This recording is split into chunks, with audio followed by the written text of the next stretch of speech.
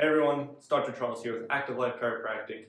Today we're going to be talking about breathing and mainly the topic of does my breathing suck, or why am I coaching you how to breathe specifically? It's something that we're doing all day, every day. That's one of our things that we have to do to stay alive. I'm just going to be talking about the common dysfunctional breathing patterns and why they're dysfunctional.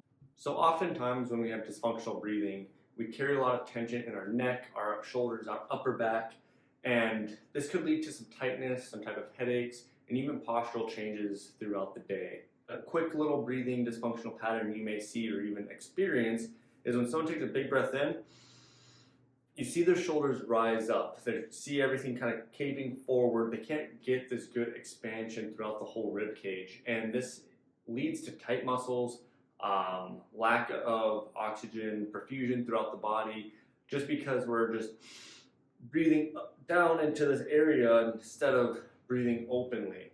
Like I mentioned before, this type of breathing pattern may lead to increased muscle tone or tension, specifically through the anterior neck muscles here, muscles called the scalenes, sternocleidomastoid. These are all muscles that live here in the front of the neck, as well as our pec muscles here. They get tight, shortened, and then that could lead to some postural changes of a little rounded shoulders, kind of forward head stooping, things like that. So that's one thing you want to be looking out for if you experience tightness in your neck muscles and chest muscles. Along with the dysfunctional breathing pattern, since we're breathing up into our chest and not down into our pelvic cavity and abdomen, we're going to lose a little bit of abdominal wall expansion. Expanding means like a barrel. If you're looking at a wine barrel, how there's a contoured edges, that's the expansion we're looking for in the abdominal wall. With the abdominal wall specifically, we don't just want this outward push to the front, kind of pushing our belly out, although that is one of the goals with some of our rehab here and some of our breathing patterns we teach, but it's more of the 360-degree realm around the entire abdomen wall, starting in the back, wrapping all the way around to the other side of the back. With dysfunctional breathing patterns, you may experience some lack of stability or some lack of support, specifically within the lumbar spine, as well as even in the neck and with shoulder motions. One of the rehab exercises and protocols we use here at Active Life is DNS, or Dynamic Neuromuscular Stabilization. This whole concept of stability stems from core stability and trunk stability before we move into the extremities. So if we're unable to use our diaphragm to its fullest length of dropping down into the abdominal cavity, we can't create stability or intra-abdominal pressure effectively. So you may be asking yourself, how do I breathe? I'm breathing right now. Why do I have to change how I breathe? The optimal breathing strategy is going to be more of the breathing down into the abdomen, breathing outwards, like I mentioned before, 360 degrees into the abdomen. How we can do this is just nasal breathing and sitting in a decent posture. It doesn't have to be all perfect. Everything's nice and tall, but you want to be comfortable, but also not slouching over, because you're not going to be able to get the expansion you need. So here, you just breathe in through the nose,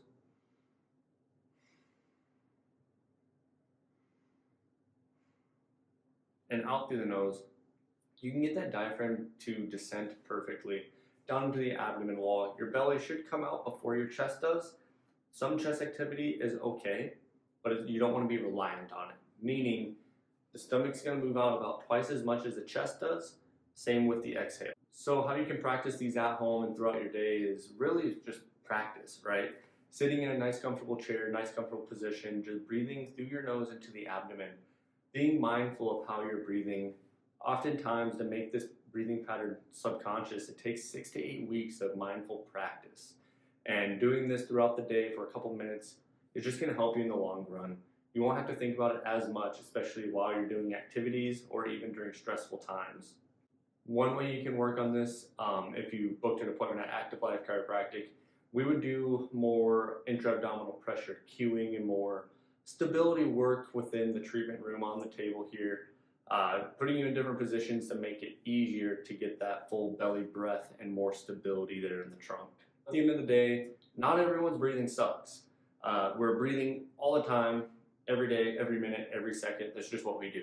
The reason this is important is because it's just going to help you prevent injury, right? So if you can stabilize correctly, you may be able to fend off injuries. It's going to help protect and make your spine resilient, as well as different motions, not only with the low back, but even with like the shoulders, the hips, the knees, everything like that, especially in times where you're not thinking about bracing or creating that pressure in the belly. Just going to help you later on in life. So if you have any questions about Active Life Chiropractic or even types of rehab or other ways that you can kind of practice your breathing and mindfulness, please subscribe and visit activelifesd.com, and we'd be happy to work with you. Thank you and have a wonderful day.